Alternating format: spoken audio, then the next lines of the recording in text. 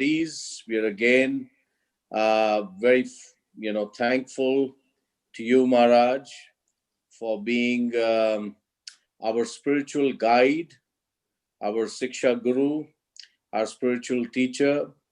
It is our great fortune to have your association. There are devotees in the assembly, who are assembled. Some of them are your disciples, but I want to say that we are all your Siksha disciples. And we are very grateful that you take your time to take us through these journeys every Saturday, which are very illuminating and indeed very helpful in the progress of all the assembled Vaishnavas and Vaishnavis. So on that note, without much ado, we will begin the session with Maharaj, which is entitled Cutting the Knots of the Heart. And we will again go till 8:30 Oman time, which will be 5:30 UK time. We will keep the last 10 odd minutes, 10 to 15 minutes as a question answer session within this 1 hour session. Maharaj, thank you again. Hare Krishna, over to you. So, can you allow me to share the screen? Yes, Maharaj, for sure. Just one sec.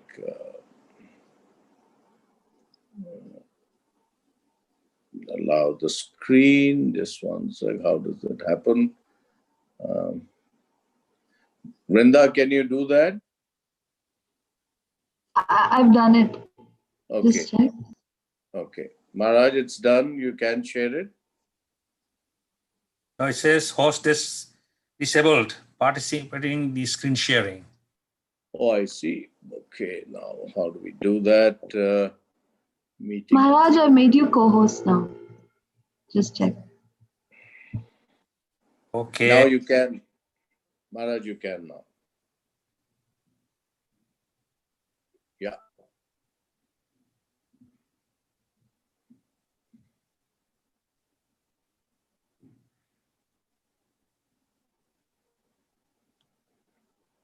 Okay, once only I got to sort out my end now. Okay, no problems.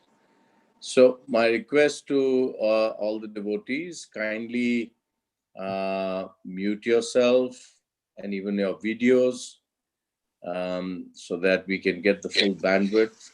And also, please, as you go through the presentation, please have your questions ready also so that we can ask Maharaj at the end of the session. Thank you. Maharaj, over to you.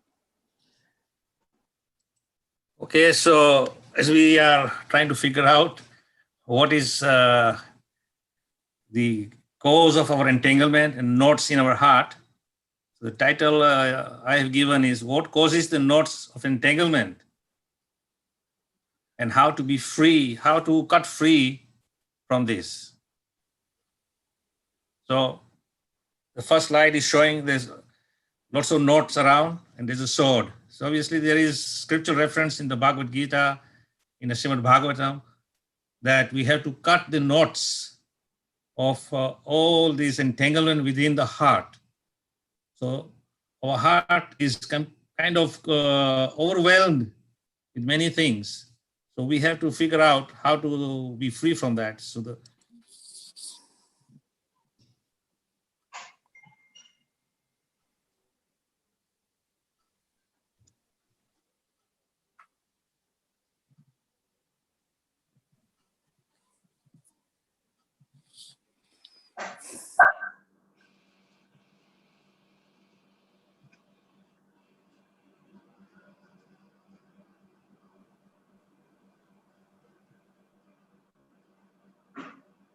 okay, there is a slide missing here. I don't know what happened. Anyway, that is supposed to be showing a number of glasses, specifically 4 glasses, and each glass has got little amount of water in it. First is full, second is half, then is 1/3, and there's empty. The question is, how do we perceive this slide? Of course, you can't see the slide, so you have to imagine there's 4 sets of glasses in front of you. One is full, one is half, one is 1/3, and one is empty. So obviously, in a materialistic point of view, we would say that there's different quantities of water in each glass. At the same time, looking from a different perspective, one would say that one glass is full and the last glass is empty. But is it really empty? That is what we got to see. Now, again, it is your perception, how you see things. In a common sense way, you would think, yes, the glass was full of water and now there is no water in it, so it is empty. But really, it's perception, as I said. So the perception from what I see, this glass is maybe empty of water, but it is full of air. This is not empty. So this analogy, we can relate to our heart. Our heart is full of worldly desires and entanglement of material contamination. So the process of Krishna consciousness slowly and gradually frees us from all these material desires, contamination. And it appears that now all our gross material desires are somewhat vanquished. But still, as I said, the last glass, which is empty, it shows very clearly that the subtle desires are still lurking. And we have to be free from these subtle desires. So how do we get free of these subtle desires is the question. Now, in the Narada Bhakti Sutra, it says very clearly, Kama Krodha Moha Smriti Brahmasya Buddhi Nasa Sarva Nasa Karana Tat Tavat. Now, this translation is going, as you can see on the screen. Material association is the cause of lust, anger, confusion, forgetfulness, loss of intelligence, and total calamity. So these are the basic principles which brings about material entanglement, the knots in the heart, full of desires, and we cannot have a very clear view of what our real sense of perception should be. Of course, Srila Prabhupada explains very clearly that one who has a clear perception will see the clear vision. And what is that clear vision? Jivere Swarupa Hoy Nitya Krishna Das, that eternally we are servant of Krishna. And that is what we perceive. And when we perceive that, understanding that we are servant of Krishna, and obviously we will then become a true servant and serve Krishna according to Krishna's desire. So generally we are overwhelmed by kama, lust, and then moha is the principle which feeds our kama, our lust. And then when we cannot fulfill all your lust and desires, then you become very angry. And as is said here, that when anger is there, confusion and forgetfulness comes. And along with forgetfulness, loss of intelligence comes and total calamity. You lose all sense of proportion of life. So here we are understanding now that Krishna is very clearly giving us an indication. At least Narada Muni is one of the great Mahajans. He is in his Bhakti Sutras is saying this. Now the purport to that is very clear. One may wonder why Narada is dwelling on the effects of bad association after having discussed advanced subjects in Bhakti Yoga. But who else will heed the warnings except those who are serious about crossing the ocean of material, ocean of birth and death? Even one who is practicing devotional service in the renounced order can fall down, as stated in the Chaitanya Chandraya Nataka. So here again we see Narada Muni is giving us Bhakti Sutra, the principle of devotion and the highest level of developing that devotional mood. But then he is also dwelling that if we are not careful of our association, then kama, krodha, moha, lobha, all these things are fed.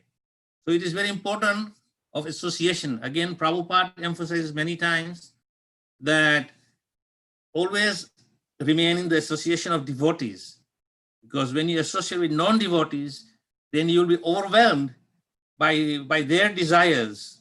And because of their overwhelming desires, somewhat devotional creeper, which is very weak in the beginning, can very easily be trampled and crushed, and therefore you will lose your way. As Prabhupada says here in the purport, that even a renunciate can fall down. Now, of course, we know from practical sense that those who are renunciates, who have taken the order of sannyas, doesn't just willy-nilly take it, but they are actually somewhat spiritually advanced. They want to be fixed in service of Krishna, and they want to dedicate their mind, body, and words to the Supreme Lord. Now, even when they consciously take this step to make that surrender to the Supreme Lord, still the path is fully littered with what I call the pitfalls, which may be the cause of our fall down. So we have to be very careful what association we have. So in the Chaitanya Charitamrita, it says, Niskinchanasya Bhagavad Bhajano Mukhasya Paramparam Jignasho Bhava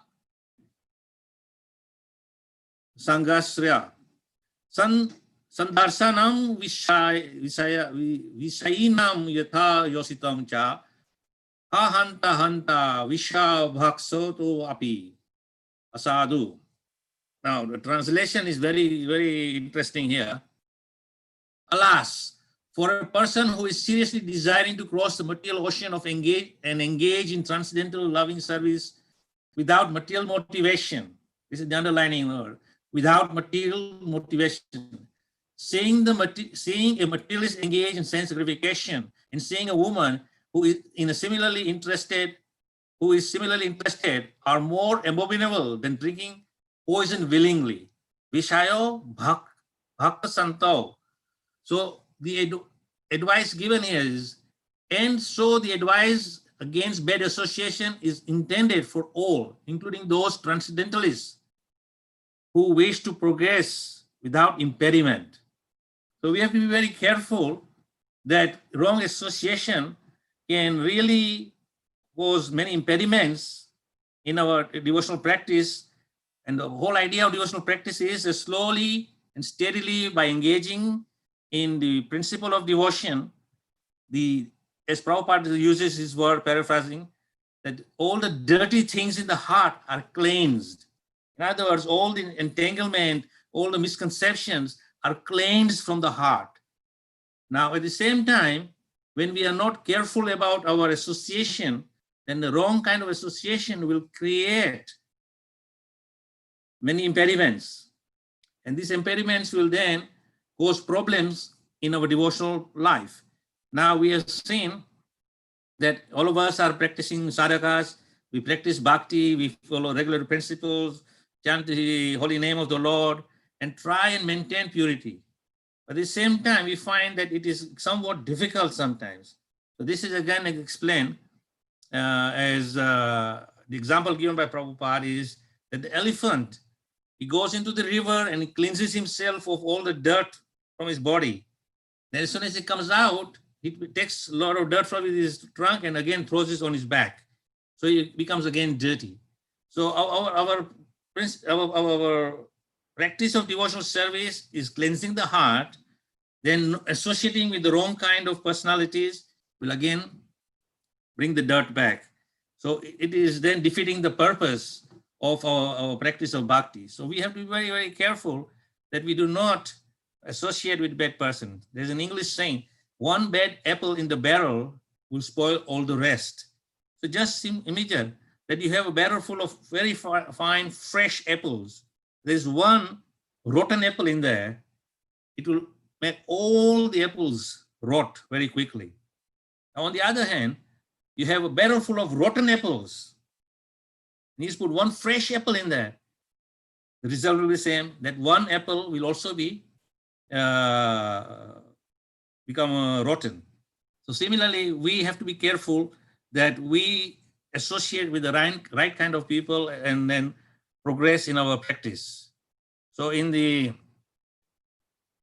second canto of first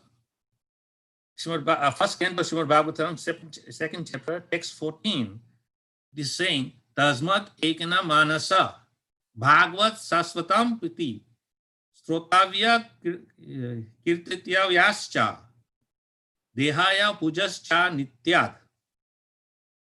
So the translation is, therefore, with one point attention, one should constantly hear about, glorify, remember,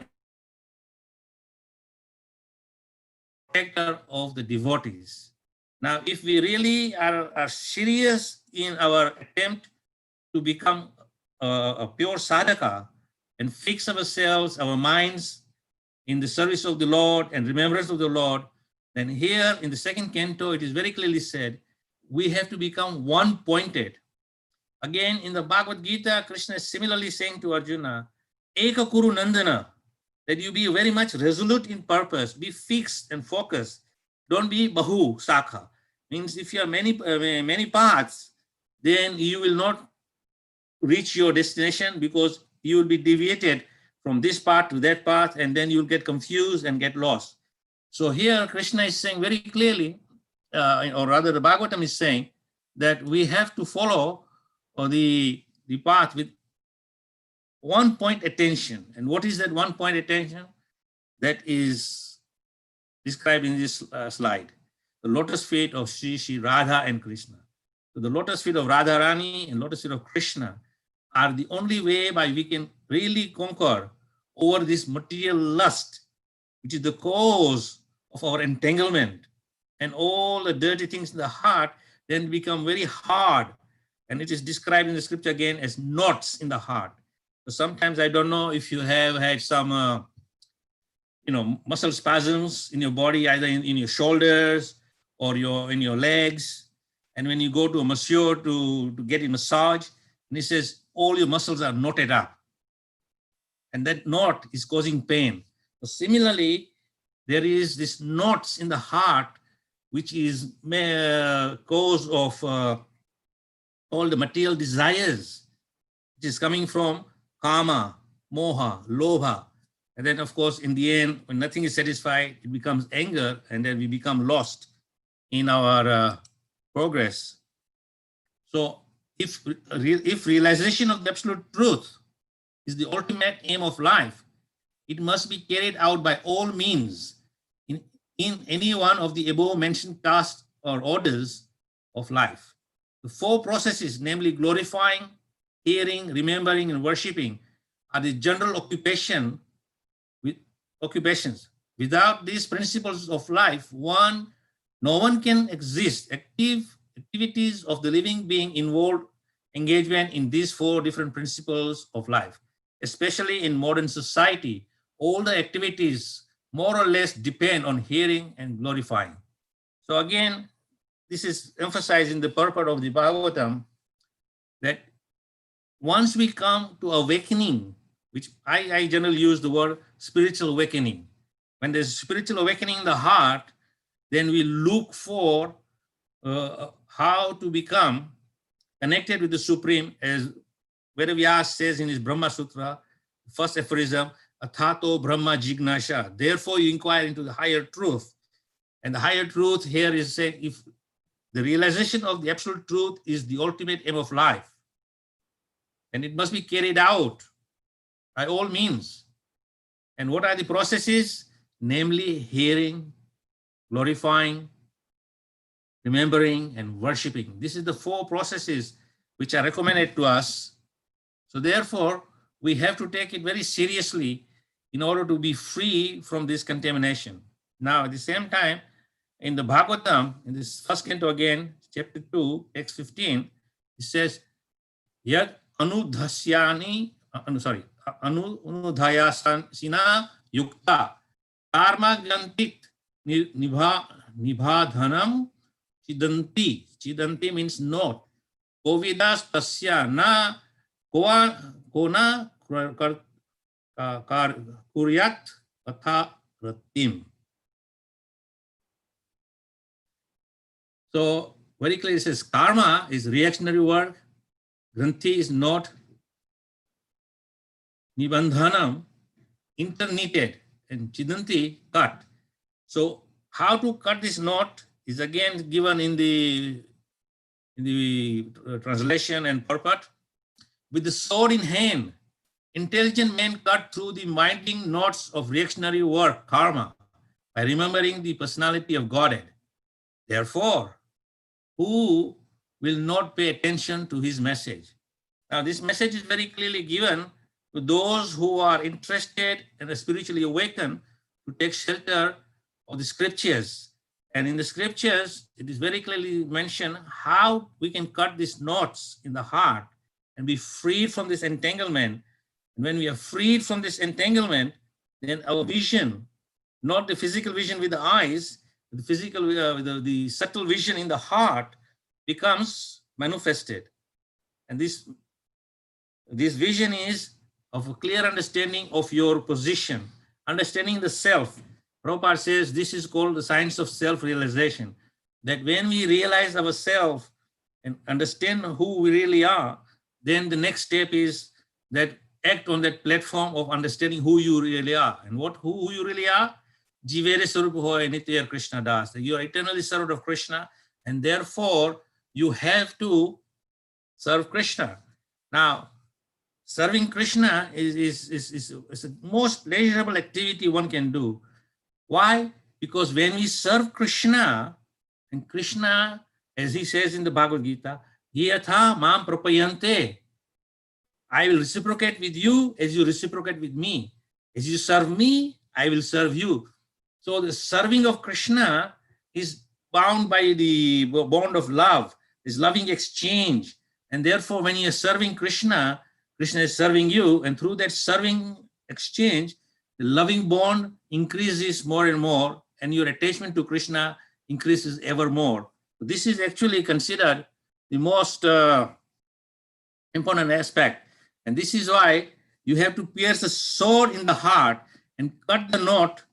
And when you cut that knot, then you will be freed from it. So in the purport, Prabhupada is saying, the contact of the spiritual spark with material elements creates a knot which must be cut if one wants to be liberated from the actions and reactions of fruitive work. So it's very clear here that the spiritual spark, the person becomes spark when we become in contact with the material elements, it creates knots which must be cut if one wants to be liberated from the actions and reactions of fruitive works. Liberation means free from the cycle of reactionary work. This liberation automatically follows for one who constantly remembers the transcendental pastimes of the personality of Godhead. This is because all the activities of the Supreme Lord, his Leela, are transcendental to the modes of material energy. They are all attractive spiritual activities, and therefore constant association with the spiritual activities of the Supreme Lord gradually spiritualizes the conditioned soul and ultimately severs the knots of material bondage. So this purport is very, very clear, and it is indicating that if we really want to be freed from all this entanglement, then this is the secret. One must remember constantly the transcendental pastimes of the Supreme Personality of Godhead. Because the pastimes and activities of the Supreme Lord, his Leelas, are transcendental to the modes of material nature. They are not affected by the material modes of nature. These activities are purely spiritual. Although sometimes in our perception, they may seem ordinary. Like, for example, Krishna is on the banks of Jamuna with the calves, they are happily grazing the grass on the banks of the Jamuna, and Krishna is playing a flute. So you may have seen a cowherd man in India tending to his cows, taking them for grazing. It seems very mundane activity. But when Krishna is doing that, it is transcendental, and it brings great pleasure in the heart of one who remembers these wonderful pastimes of Krishna. So therefore, he said, further down in the purport, liberation from material bondage is therefore a byproduct of devotional service. This is a very interesting statement here. Liberation from material bondage is therefore a byproduct of devotional service. So devotional service in itself is the most enlightening and most ecstatic experience of a sadhaka. He is not concerned so much for liberation, because as is mentioned here, liberation from material bondage is a byproduct. It's a byproduct. It is not the main product. Just like when you curdle the milk and you take the paneer, that is the main product, but you get whey, which is the byproduct. So byproduct can also be used for many multiple preparations. But the real essence is the paneer. So similarly here, is saying that the devotional service is the cause of one's ecstasy and happiness. And due to this, the attachment to the lotus feet of Krishna increases more and more, and one automatically has the byproduct, which is liberation. So one should not separately endeavor for liberation. As I mentioned in the previous classes, that if we are motivated to perform devotional activities on the basis that I am going to be free, I will be liberated, I will go back to Godhead, these are all motivations. And in devotional service, offering of devotion to the Supreme Lord, there is no room for motivation. So we have to be very careful in our mindset that liberation is, of course, a byproduct, and it will always be there. As Prabhupada said, once or twice I've read in his books, that he's saying, one who is a devotee of Krishna and surrendered to the Supreme Lord, liberation is waiting in the doorstep with folded hands, eagerly waiting when that person is ready to go back home, and liberation will be awarded to that person. So such knowledge must be overcoated with devotional service, so that ultimately the devotional service alone predominates and liberation is made possible. Even the reactionary work of fruitive workers can lead one to liberation when it is overcoated with devotional service. Karma coated with devotional service is called karma yoga. Similarly, empirical knowledge or overcoated with devotional service is called jnana yoga. So jnana yoga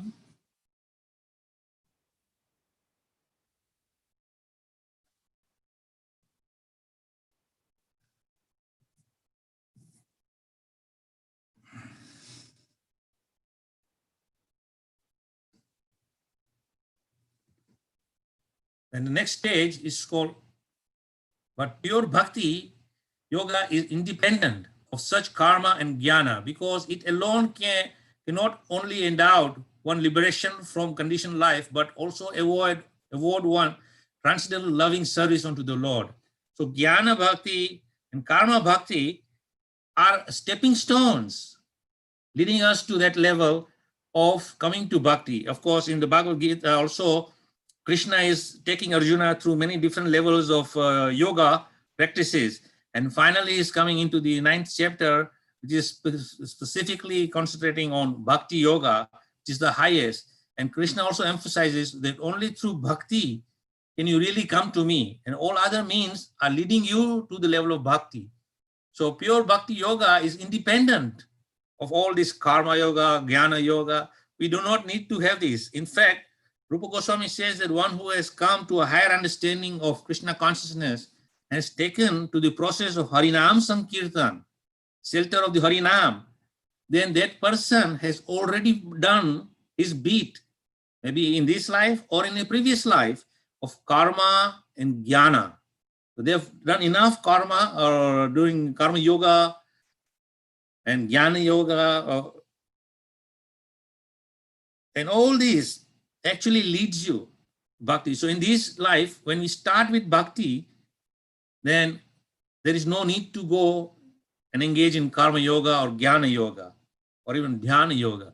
It is most paramount important that we understand that pure bhakti yoga is independent of such things, and therefore it will award us the highest benefit, and that is transcendental loving service to the Supreme Lord. Therefore, any sensible man who is above the average man with poor fund of knowledge must constantly remember the personality of Godhead by hearing about him, by glorifying him, by remembering him, and by worshiping him always. without cessation. That is the perfect way of devotional service. So again, here the emphasis is given that constantly remembering the personality of Godhead. Now, how we can constantly remember the personality of Godhead is very important aspect, because Prahlad Maharaj, as a 5-year-old boy, has given us the dynamics of bhakti. And the 9th process of bhakti, he has mentioned Savanam, Kirtanam, Vishnu Smaranam, Pada Sevanam, Archanam, Vandanam, Dasyam, Sakhyam, Atmanivedanam. But the first 3 are most important: hearing about the Lord, and then remembering him. And when your hearing is good, your remembering is good, then glorifying automatically comes, because what you hear and what you remember, you just simply repeat that. And Prabhupada said it's such a simple process. You hear about Krishna, then you remember about Krishna, what you have already heard. And what you have heard, then you just speak about him and glorify him. And this process should be done without cessation, continuously, forever. And therefore, that is the perfection of devotional service. And when we come to that level, then, as is mentioned in the Bhagavatam, 1st canto, 2nd chapter, text 18, Nasta prayasu abhadreshu nityam bhagavata sevaya bhagavatam uttama shloki bhaktir bhavati naistuki. Now this verse, many of us recite many times when the speaker of Bhagavatam speaks the class, and in the beginning, before the class starts, he recites this verse, Nasta prayasu abhadreshu nityam bhagavata sevaya. All of us follow him and repeat this verse. But what does this verse say? By regular attendance in the classes on the Bhagavatam and by rendering of service to a pure devotee, all that is troublesome in the heart is almost completely destroyed. This is the underlining point. All that is troublesome in the heart is almost completely destroyed. In loving service unto the personality of Godhead, who is praised with transcendental songs, is established as an irrevocable fact. So the Supreme Lord is established in your heart by regularly hearing the Srimad Bhagavatam. Because more and more we hear about Bhagavatam, the more and more we become free from all these troublesome in the heart. And all the troublesome knots and entanglement and desire and lust is all vanquished by the very power of establishing devotional service in the heart. And when we do that, then of course, we become very much, as is said here in the prayer from the Srimad Bhagavatam, my dear Lord, your lotus feet are the cause of all auspicious things and the destroyer of all the contamination of sins. So in the 4th canto Bhagavatam, chapter 24, text 58, it says very clearly in the prayer that, my dear Lord, your lotus feet are the cause of all auspicious things and destroyer of all contamination in the heart. So when all the sins are contaminated or freed, then we become free from this. And then, okay, there's one more slide missing here in my presentation. That slide is very interesting. It is showing that thoughts create feelings. Now, where do these thoughts come from? The thoughts are coming from our kama, krodha, moha, lobha. So all these thoughts are created in the mind and the heart, and it creates feelings. And the feelings, then what does happen? Creates behavior. So your behavior is based on your feelings. Now, where is the feelings coming from? It's coming from the thoughts. And therefore, the thoughts must be very, very carefully implemented. If your thoughts are based in remembering Krishna, hearing about Krishna, then your feelings, which create your behavior, will be based on pure Krishna consciousness. Now, your behavior reinforces your thoughts. So this is a very vicious cycle. The thoughts will create feelings, feelings will create behavior, behavior will reinforce your thoughts, and it will go in a cycle, and you will keep going in circles. So there's two things which we can do here. The thought process, which begins this cycle of vicious circle, is that you change your thoughts. Now, your thoughts are based on worldly things, then of course it will create many problems and you will become more and more entangled. And if your thoughts are based on hearing the transcendental Krishna consciousness, you are hearing about Krishna, then automatically your mind will be free from these thoughts and your behavior will change. What is your behavior? Your behavior will be of a topmost Vaishnava. And a Vaishnava is one who is interested only in one thing. His business is Yare Dekho Tare Kaho Krishna Upadesh. He is so much absorbed in Krishna in his heart that all he wants to do is speak about Krishna. And again, going back to Bhagavad Gita in the 18th chapter, Krishna says, "There's none more dearer to me than one who preaches my glories." So when we are fully absorbed in Krishna, then we become completely fixed in Krishna's remembrance. So in the purport, it is saying, here is the remedy for eliminating all inauspicious things within the heart which are considered to be obstacles in the path of self-realization. The remedy is the association of Bhagavatas. There are two types of Bhagavatas, namely the book Bhagavat and the devotee Bhagavat. Both are Bhagavatas. Both the Bhagavatas are competent remedies, and both of them or either of them can be good enough to eliminate the obstacles. A devotee Bhagavat is as good as a book Bhagavat because the devotee Bhagavat leads his life in terms of the book Bhagavat. And the book Bhagavat is full of information about the personality of Godhead and his pure devotees who are also Bhagavatas. Bhagavat book and Bhagavat person are identical. So of course here, when I began the presentation today, I said association is very important.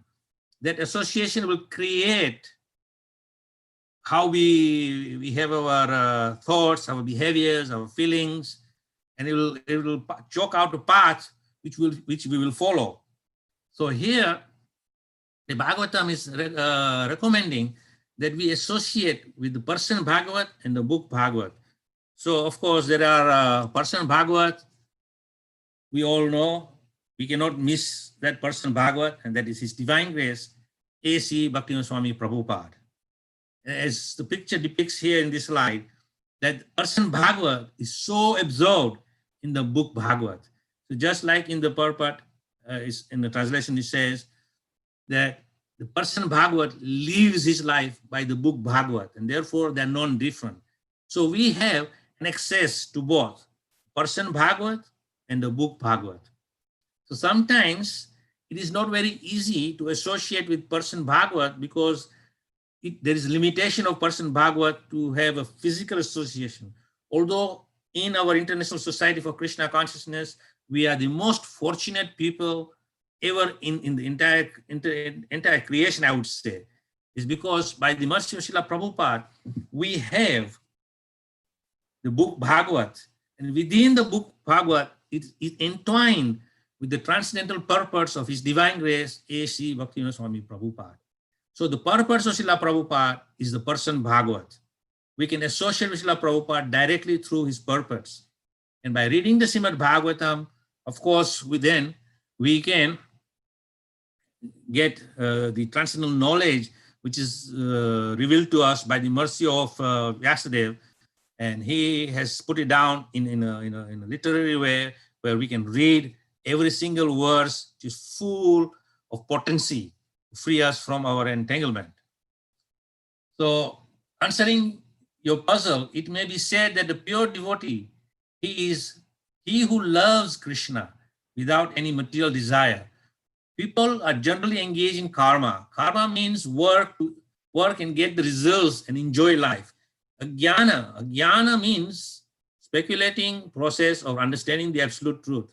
So one who does not indulge in speculating habit, neither tries or gains something by his work, but simply engages himself in the service of the Lord, he is called pure devotee. A pure devotees are very rare. So this is a letter written by Prabhupada to Janaki Mataji in 1968, but it goes in the early days, in 1966, 67, when new devotees were coming forward, and they were a little bit confused to understand who is a pure devotee.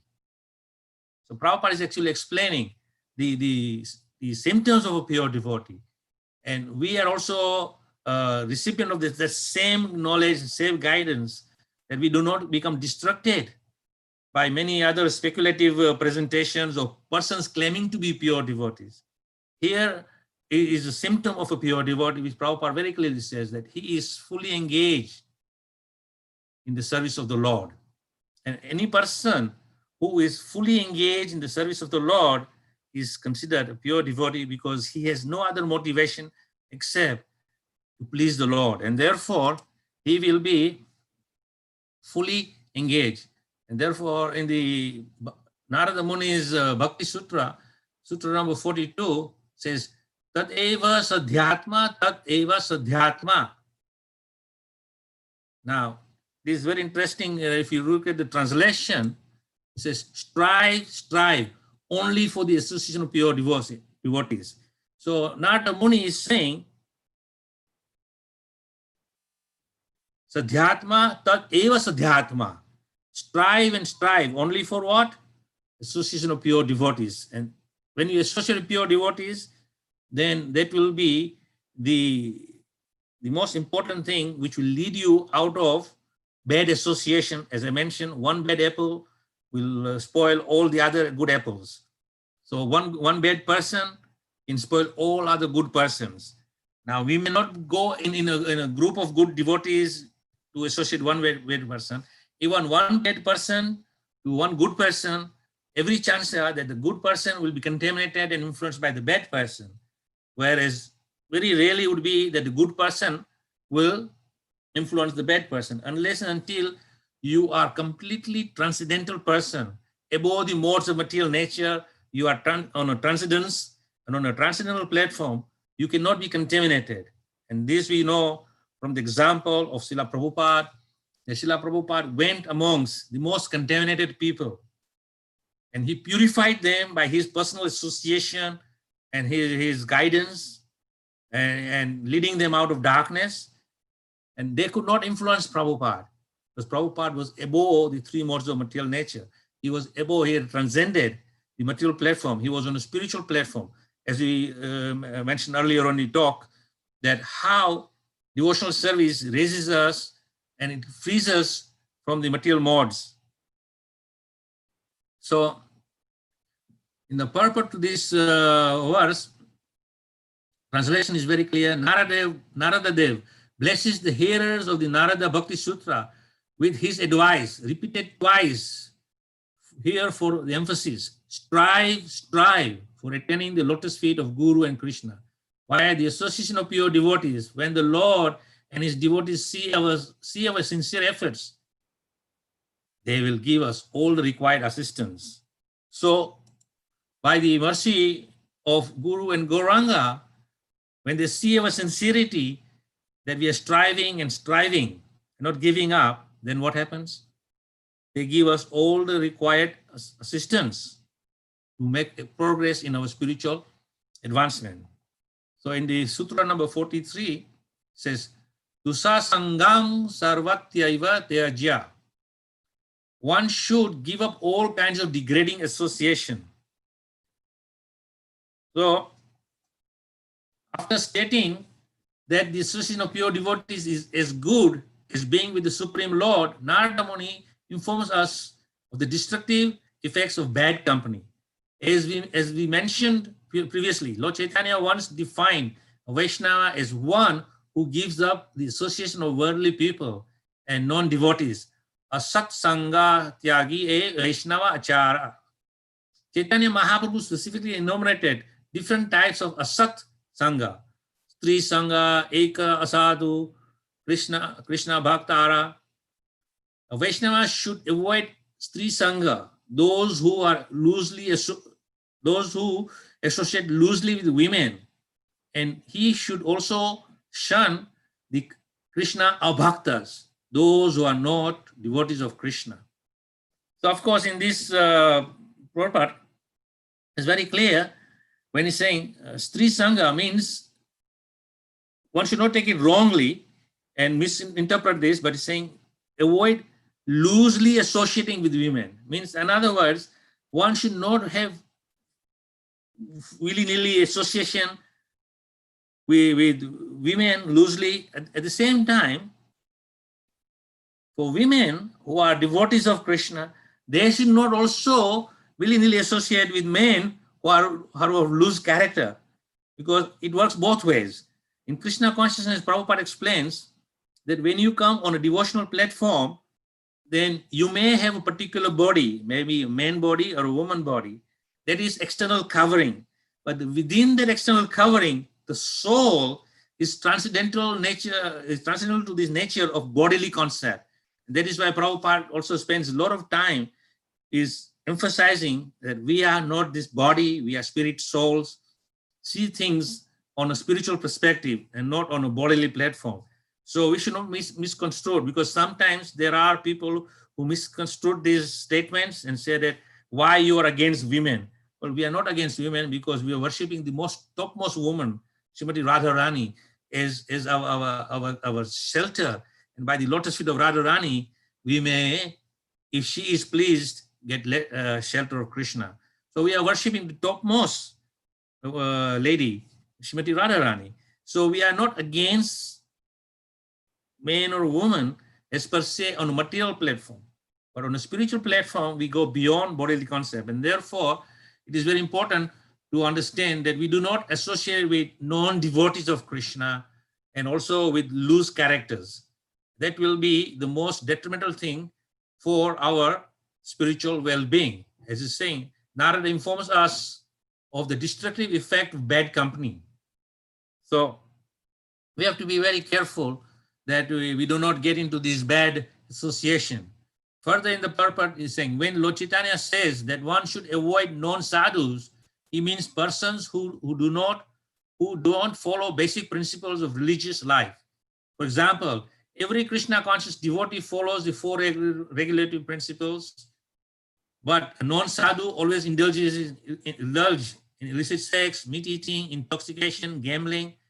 If a devotee begins to intensely associate with non-sadhus, he will eventually pick up their habits. Despite all his knowledge and training, as stated in the Hari Bhakti Sodhaya, association is very important.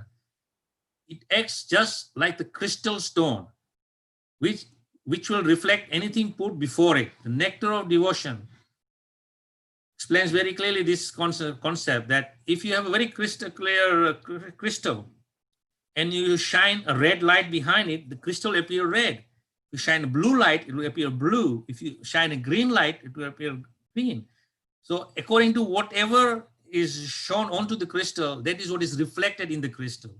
And therefore, when we associate with bad people, it will reflect on us and we will also develop those qualities. And it said here, and as Lord Chaitanya taught Sanatana Goswami, one should not even see those who are bereft of devotional service in Krishna consciousness and who are therefore devoid of pious activities. When the demon Hiranyakashipu sarcastically inquired from his son about Krishna consciousness, Prahlad explained why the demons cannot possibly know about Krishna. So of course we know that Hiranyakashipu was very upset with his son, and his son was insisting that the Supreme Lord is the supreme shelter. And my dear father, O best of asuras, your shelter and your power also comes from that same Lord. And of course, Hiranyakashipu was having none of this. And therefore, he's inquiring from Prahlad, and Prahlad explains the demons cannot possibly understand about Krishna. So there is this verse, Yatirna Krishna Partha Swato Va Mithapi Vipadayate Griha Vartanam Adate Gobir Visatam Kamisharam Puna Punascha Vita Charanam. Now I think all of you should be familiar with this verse. This verse is very nice. Explained. Prahlad Maharaj says, because of their uncontrolled senses, persons too addicted to materialistic life make progress towards hellish conditions and repeatedly chew that which has already been chewed. Their inclination towards Krishna are never aroused. either by instructions of others or by their own efforts, or by the combination of both.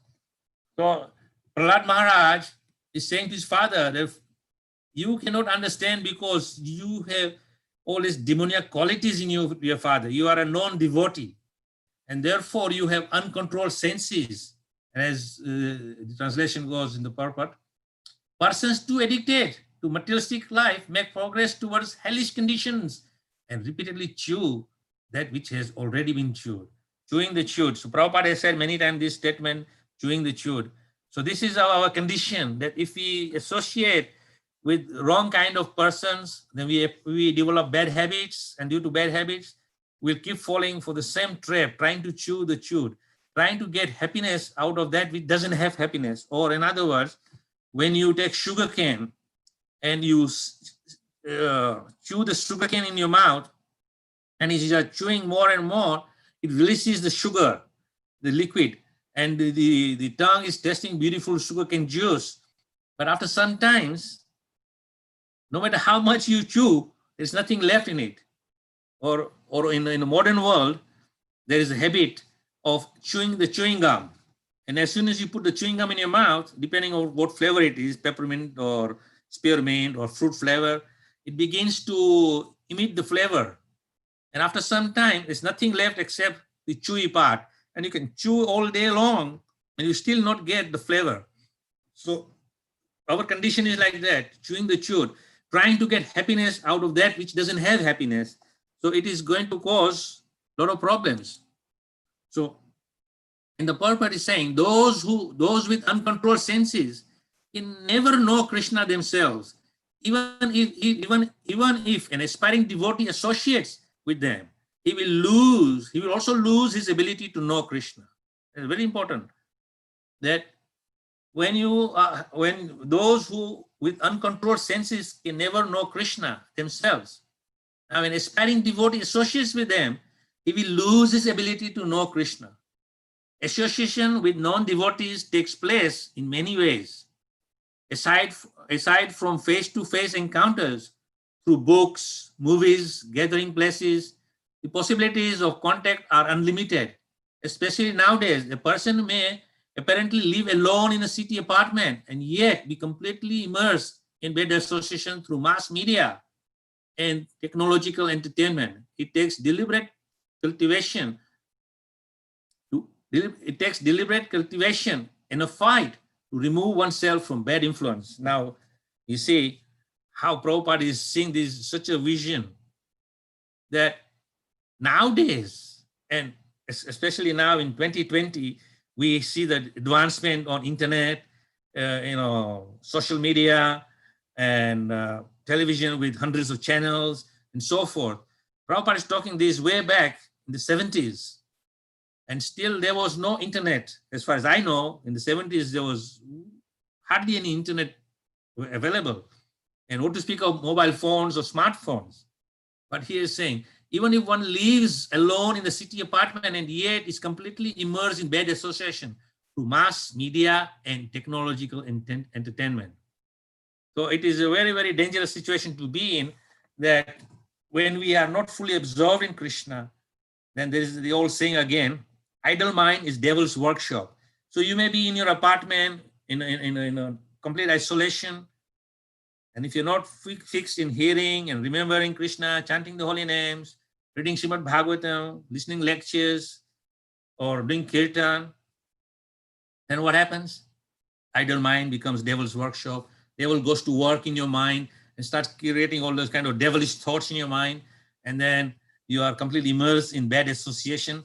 And that will be a big problem for us. The great majority of devotees have to make an effort to come up from the lower Kanishta stage of devotion, where one sees God only in the temple. They have to strive to reach the second stage, Madhyama, where one acknowledges that God is in everyone's heart and yet discriminates in his relationship. The Madhyam Bhakta saves his love for the Supreme Lord, makes friendship with the like-minded devotees, shows compassion to the innocent persons, and avoids demons. He takes seriously to following the injunctions of the Katyayana Samhita, it is better to accept the miseries of being engaged within the bars and surrounded by burning flames than to associate with those who are bereft of Krishna consciousness. Such association is very great hardship. So this is in Chaitanya Charitamrita. It is very clearly saying that even if you're surrounded by burning flames, the heat of the flame may be very uncomfortable, but compared to bad association, it is much more appreciated. So we have to be very careful. There at every stage in the Bhagavatam, in the Chaitanya Charitamrita, in the Bhakti Narada Sutras, in the Bhagavad Gita, Prabhupada is giving us so many pitfalls to avoid. And all these pitfalls are basically associated with bad association. So we have to be very careful that we do not be entrapped in this bad association through all different means. And therefore, in the Bhagavatam, as I mentioned earlier on, Prahlad Maharaj has very clearly said, Shravanam, Kirtanam, Vishnu Smaranam, Pada Sevanam, Ashanam, Vandanam, Dasyam, Sakhyam, Atmanivedanam. Just follow these. And for us, in our basic situation of early stage of our devotional advancement or becoming devotees, we have to follow Shravanam, Kirtanam, Vishnu Smaranam. These are the stages of fully adhering. And no matter where you are, Shravanam and Kirtanam and Smaranam can be done at any place, anytime, anywhere. And nowadays, of course, we have so many modern facilities of modern technology, MP3 players, smartphones. You can have unlimited storage capacity of 64 gigabytes on phones, 156 gigabytes on phones, and store unlimited lectures, kirtans, and anytime, just plug in your smartphone with headphones so you do not disturb anyone, and you are fully absorbed in hearing Krishna Katha, hearing Krishna Kirtan, and by hearing Kirtans, hearing about Krishna, automatically Smaranam comes and you'll be fully absorbed and protect yourself from all these problems. So I thank you all very much. Hare Krishna, Jai Srila Prabhupada. So if you have any questions, any comments, feel free.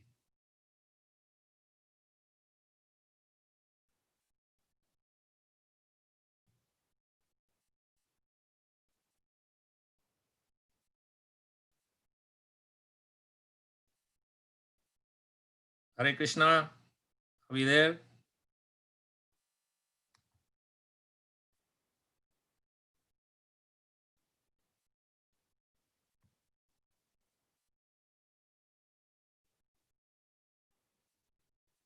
Haribol, any response? Hare Krishna, Prabhu. Thank you for a great lecture, Prabhu. It was very inspiring and it reveals a lot of new information for us. Hope you can hear me, Prabhu. Yes, I can hear you. Please address him as Maharaj.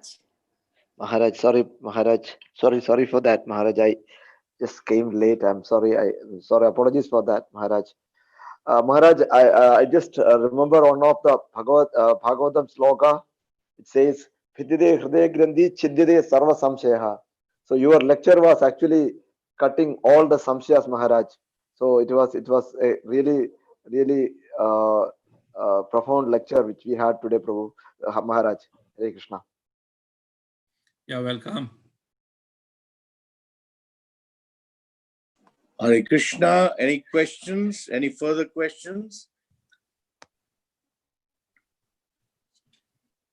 Hare Krishna. Let's see if there are questions in the chat. Yes.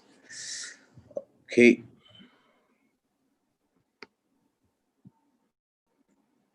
So Maharaj, we have a question here from Anupama Radharani Mataji. Hare Krishna, Maharaj, please accept my respectful obeisances. What is the difference between Karma Yoga and Bhakti Yoga as given in the Bhagavad Gita? The karma yoga is anything you do related to devotional activities in terms of, for example, you may do many different types of karma. As Prabhupada is explaining in the Bhagavad Gita, that if you cannot come to the highest stage of bhakti, then whatever you do it as an offering to me. So basically, in our day-to-day lives, whatever we are doing as our karma, we offer it to Krishna, and that becomes karma yoga. But then the difference between karma yoga and bhakti yoga is consciously doing everything only for Krishna and simply for the satisfaction of Krishna. And it's not that, for example, take one simple example, that I'm living in an apartment and I need to nourish myself with some food stuff. So I will cook and then offer it to Krishna, because my understanding is very clear that as a devotee, I will only take Krishna prasadam. So therefore, I will cook something, then I will offer it to Krishna. And then that food which is offered to Krishna, I will take it as my nourishment. That is karma yoga. Now, on the other hand, I am thinking, what shall I cook today for Krishna? I want to make very nice preparations for Krishna. So that is you're thinking that you want to do something for the pleasure of Krishna, not for your nourishment. Put aside your nourishment. You are only thinking for the pleasure of Krishna. So you may go into the kitchen and make 1, 2, 3, maybe 5, maybe 10 preparations very nicely with good consciousness, and then offer it to Krishna and say, dear Lord, this is for your pleasure. And then Krishna is accepting. That is bhakti. So as I said, if you do something for your needs, but as an offering, as Krishna says, whatever you do it as an offering to me.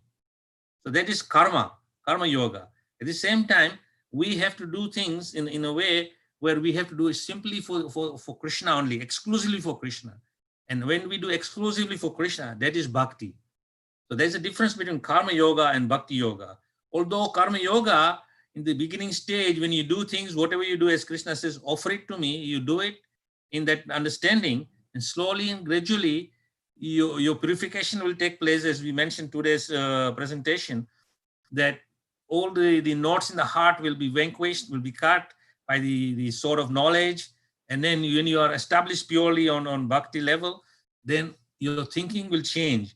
All the time, your only thoughts are, what is best for Krishna? Not what I need, but what Krishna needs. And then automatically, whatever your needs are as a byproduct. So we don't have to think on that level.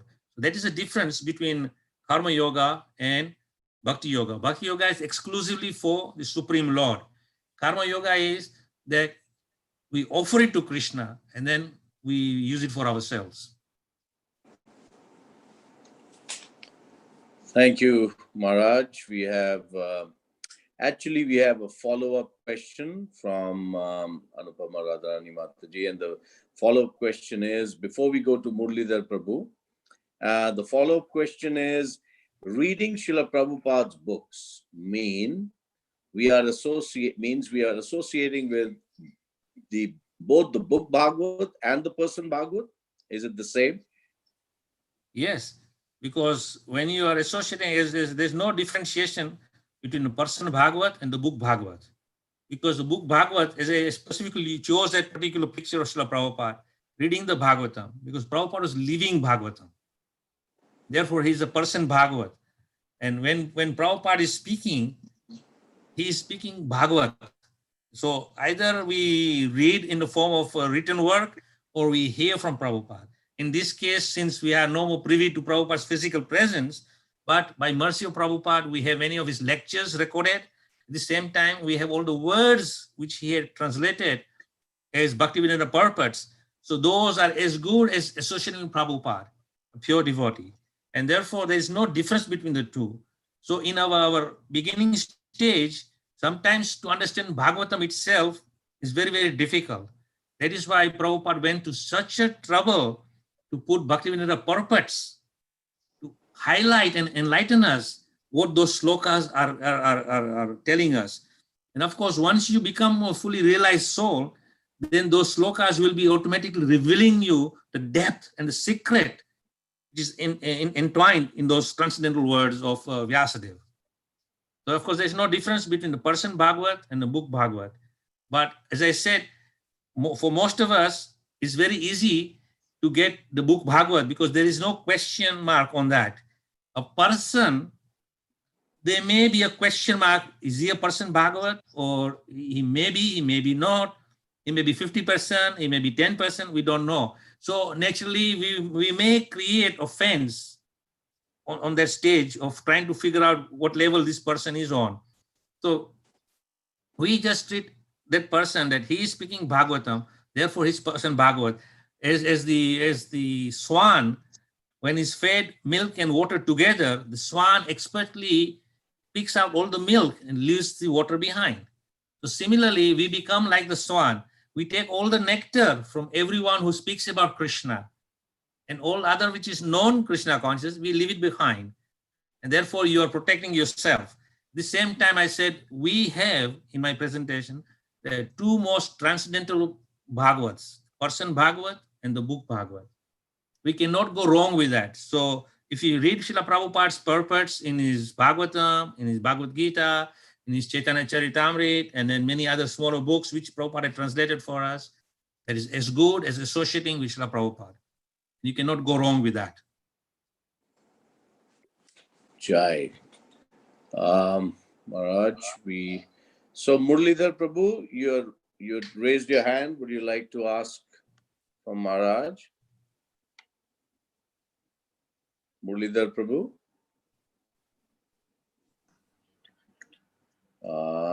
His hand Hare was Krishna up. Guru Maharaj. Yes. Dandot Pranam. Hare Our Krishna. humble obeisance. Haribo. Here you mentioned glorifying, hearing, remembering, worshipping. These four processes should be the focus for one person about absolute truth. And in another place you mentioned, by remembering the personality of Godhead, intelligence can cut through the binding knots of reactionary work or karma. Here my question is, Maharaj, why only the process of remembering is recommended to cut the knots of reactionary work? Why not glorifying or hearing or worshipping are not recommended? First of Why all, the process of remembering is very easy because when you have a good shravanam, good hearing, then that remembering comes. And every time you remember Krishna, then you cut these unwanted things in the heart. The undesirables are removed from the heart. Now, sometimes, say, for example, you're worshipping. You may be sitting there in front of your house deities, say, Gornitai, or you may have Radha Krishna, or you may have Shaligram, or you may have Govardhan Shila. Regardless, whichever manifestation of the Lord you have, you're worshipping them, but your mind sometimes is wandering elsewhere. So you cannot focus. But when you are remembering, you see, you cannot remember two things at the same time. You can try practically in an experiment. They try to remember two different individual things at the same time. You cannot. You can only remember one thing at a time.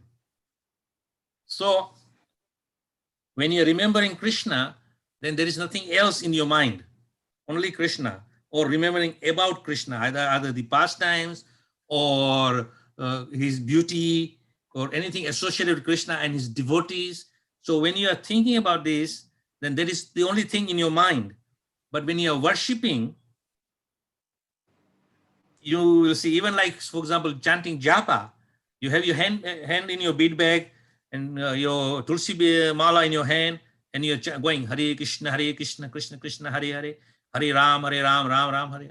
But your mind may be some 10,000 miles away somewhere else. You cannot concentrate and focus. But the actual practice of remembering the Lord, that is my take from the purports and translations of different verses I quoted today, was that when you remember the Lord, there is nothing else to remember inside. There's only one thing in your mind, and that's Krishna. So when you remember, that is the easy way to be free from anything else, because you cannot have two things at the same time in your heart or in your mind. So when you're remembering Krishna, then there is only Krishna there. But if you're remembering something mundane, then there's only something mundane and there's no Krishna. Therefore, it is recommended that when remembering, you can cut the knots in the heart. In other words, you can free yourself from anything else which is there lurking. And of course, and the another statement is there that by remembering Krishna, Krishna's presence manifests in your heart. And when Krishna's presence manifests in your heart, all the darkness is dissipated. In other words, all the lurking desires are subdued, at least for that time. So if you're constantly remembering, then constantly you're subduing. At some point, it will be, and then it will be like a weed. You know, you put some weed killer on it, it will still look fresh and strong, but sometimes after the weed killer has taken its effect, the weed will die and it will just dry out and it will be useless. It will have no impact. So similarly, the dirty things which are deep rooted in the heart, when we are remembering the Lord, then it will have the same effect as a weed killer in one sense, you can say. It will kill it from the roots, then it will have no impact on you. Thank you very much, Maharaj. It's a wonderful, Maharaj. Thank you. So Maharaj, thank you. We have another question from Dinesh Kumar Prabhu. Hare Krishna Maharaj. Thank you, Maharaj, for your wonderful spiritual association. His question is, how can I understand that working for Krishna, like someone is in marketing job, someone is in design, how one feel that one works for Krishna as he is working for, whatever company, or working for making the organization profitable? Kindly advise. Well, first of all, if you are a karmi, then you are just doing as a result orientated work, whether you're working for your company to expand the company, to improve the company, improve the finances of the company, and you get paid for it. It is on a mundane level. Now, as a devotee, you're doing the same thing. The only difference here now is that you have to understand what is your purpose for working for a company, or you may have your own company. What is the purpose for it? To generate funds. What is the purpose for generating the funds is most important aspect. Now, for a karmi, that is to finance his materialistic life. For a devotee, it is to finance his devotional life. Now, you are working for a company, you're getting a salary, and it may seem mundane, but if you look at it from this perspective, that I'm working for this company because this company is going to pay me some money, which money I will use to serve my family. And who is my family? My family is my wife, my children, my mother, my father, my brother, my sister, my uncles, my aunties. You can go as far as you like in your family tree. They are all devotees of Krishna. Therefore, you have to look at this way. I am earning this livelihood, whatever money I'm getting from this, it is allowing me to serve the devotees of Krishna. So when you are serving your family as devotees of Krishna, then it is called Vaishnava Seva. It is not called mundane Seva. So all your family is devotees, and therefore you are making arrangements to take care of them and serving them of their basic necessities and needs as devotees. So that becomes transcendental. And because you are doing that service for the Vaishnava Seva, then it is not mundane. It is called karma yoga. As Krishna says that you work for me, and if you cannot work for me, then give the results of your work to me. And the highest, of course, is you totally surrender to me. So in our day-to-day life, we have to maintain ourselves and our families. So this is part and parcel that everyone has to provide. And the root cause of everything is, just, of course, they say money. Without money, you cannot move along. Everything in this world needs to be bought or paid for. So anyway, the point is that when you do it as a service to Krishna, then you are doing transcendental service to the devotees. And therefore the Lord takes that service, even though it is a mundane service, a mundane job, working for a company, it becomes transcendentalized because it is done for the pleasure of devotees of Krishna and of course Krishna himself. On the other hand, at some stage you have to make preparations that this is not a lifetime job. You have to work and provide for your daily necessities and put something aside sufficient enough that at certain age you now say that I have done my bit, I am now going to retire from the worldly life, I'm going to go to some holy place. This is mentioned in the Nectar of Instruction, that you reside there and simply concentrate for the rest of your few years, maybe 5 years, maybe 10 years, depends on individual, fully absorbed in pure bhakti. And because you have already accumulated certain finances to finance your daily needs, so you are not in anxiety. And as Prabhupada said, if you live very simple life, then there is no anxiety. You know, simply do your sadhana, reading, chanting, worshipping, hearing, and then if physical health permits, serving Vaishnavas. And that is how you prepare your life stage by stage to the final retirement from worldly activities, not from Krishna consciousness, from worldly activities. And then when you retire from worldly activities, then you serve Krishna and his devotees and simply spend all your days from morning till night worshipping Krishna, serving Krishna's devotees, hearing about Krishna, speaking about Krishna, and you will be one happy person. At the end, as I said, liberation will be there, saying Hare Krishna. Time up. Let us go now. I will take you to the lotus feet of Krishna. Thank you, Maharaj. So we have, let me check if there's any more further questions. So we have some appreciations. Anupama Radharani Mataji says, thank you, Maharaj. Your explanation was very clear. And Sunaja Mataji writes from Sharjah, Hare Krishna Maharaj. As always, beautiful, thoughtful, knowledge-filled, enlightened lecture. Please accept my humble obeisances, Maharaj. So these are some, and also from Siva Yogan Prabhu, Hare Krishna Gurudev. Please accept our humble obeisances unto your lotus feet. Thank you very much, Gurudev.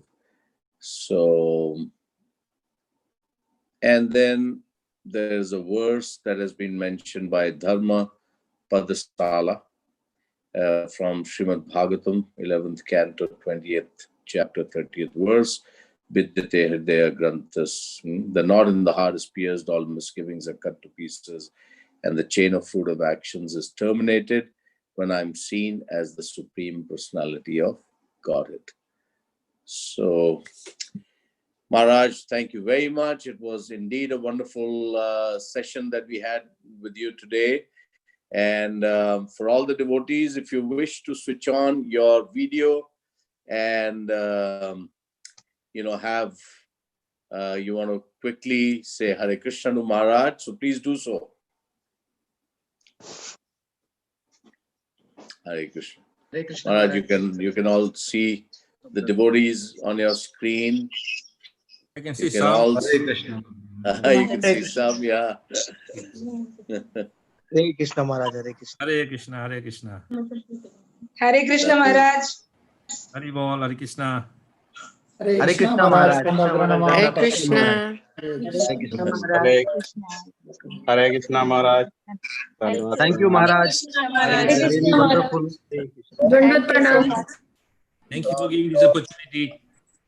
And, Maharaj, what I intend, and all the devotees are there, we will have one session instead of, you know, we'll have a, you know, the kind of the lecture session, but we will have one session where if you have anything to ask, and, you know, a kind of an Ishtagoshti with Maharaj, where we can have a virtual association with your videos on, as if Maharaj is in our midst with us, and we can all have, you know, talk to him, and you can ask, you know, personally associate with him.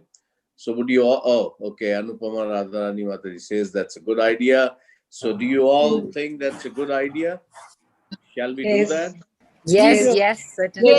All right, wonderful. Great.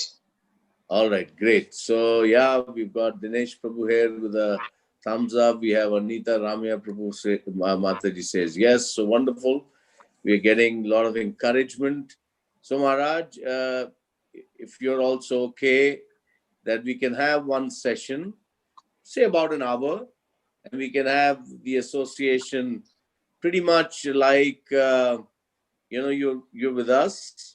Everyone will have their videos open.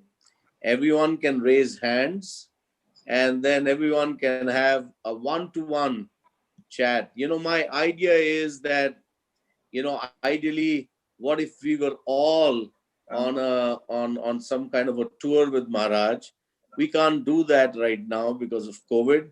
Let's at least do a virtual Sangha, and maybe Maharaj can also take us, on a tour, on a virtual, yeah, he's taken so many tours, and with the devotees, so many yatras, and I'm sure he can share with us and take us at least, that'll also be very purifying.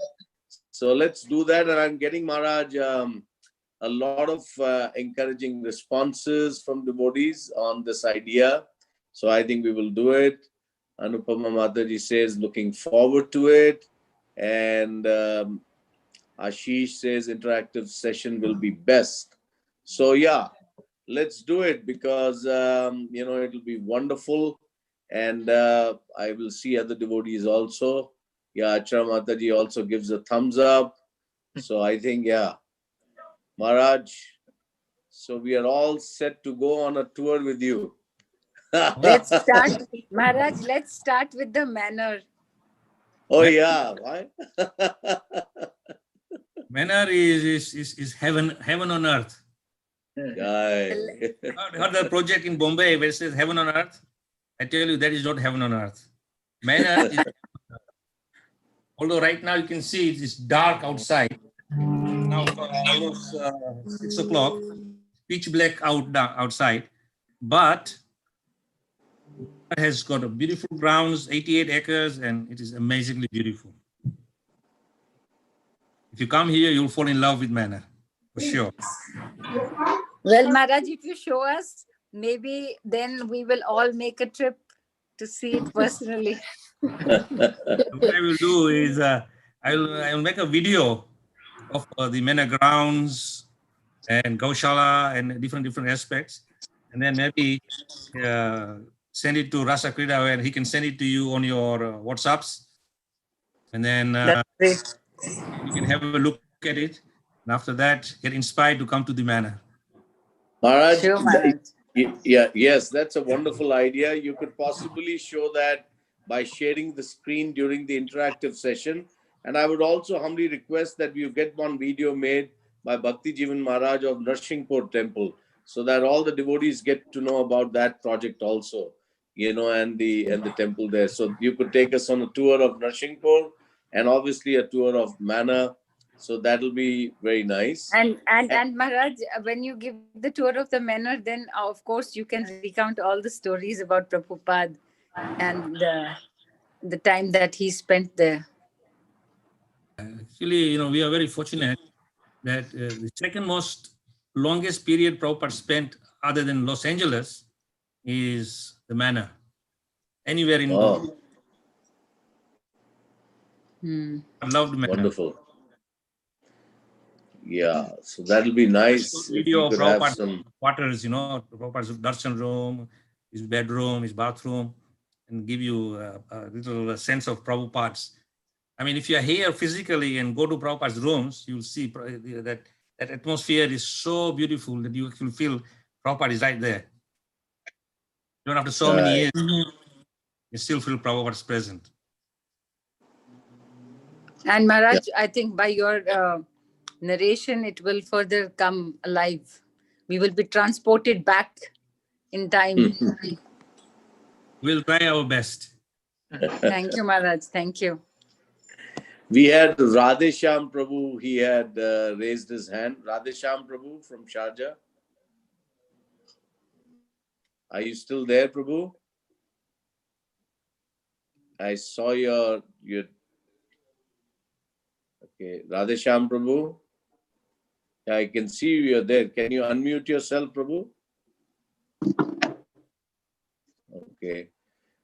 And we have Sham Chaitanya Prabhu joined us from Kerala, Maharaj. Sham Chaitanya Prabhu. Maharaj, can you say Hare Krishna to Maharaj? I want to. Hare Krishna. Hare Krishna, Pranam Maharaj. Hari Bol, Pranam, Pranam, Dandavats. Sham Chaitanya Prabhu was with us for many years in Sharjah. Now he's back in Kerala. He's joined us from there. So wonderful. Like that, Maharaj, you would also. And yeah. One thing I want to say, Maharaj, one of our students, Yatharth, is on the YouTube channel. He's watching. So is he still there, Vrinda? Yes, Yeah, he's still there. Hare Krishna to you.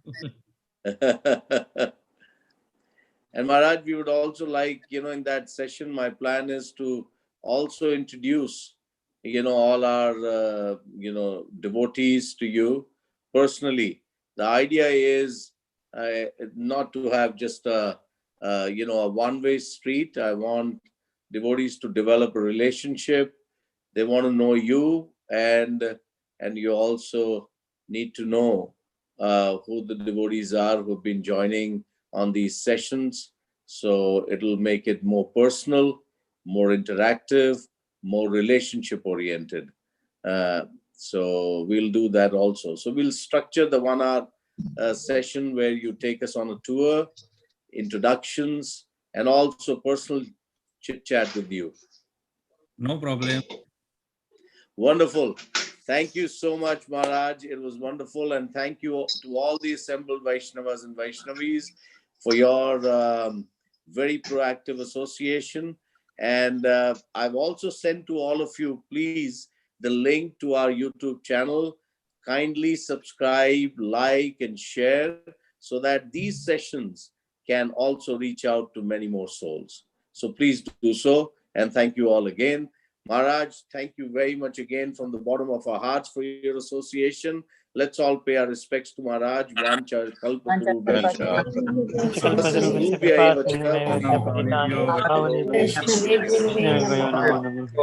His Holiness Atmanivedana Swami Maharaj ki Jai. Srila Prabhupada ki Jai. on Guru Vrinda ki Jai. Sai Gaur Sitanath Premanandi Hari Jai Maharaj. Thank you. Thank you, Maharaj. Hare Krishna. Thank you, Maharaj. Thank you, Maharaj. Maharaj, by the way, Prabhu. no, that was Anupama Radharani. Where are you, Anupama? Mataji? Hari Bol, Hari Bol. Hari Bol, where are you? Mataji. We can't see you. No, you can't see me. I haven't turned on my camera. Okay, Next all time. right. So Maharaj, she is the one who has got all the questions ready. So we thank her for very active participation. Thank you, Anupama. Hare Krishna. Thank you, Krishna. Maharaj. Thank you. Hare Krishna. Hare Krishna. Hare Krishna.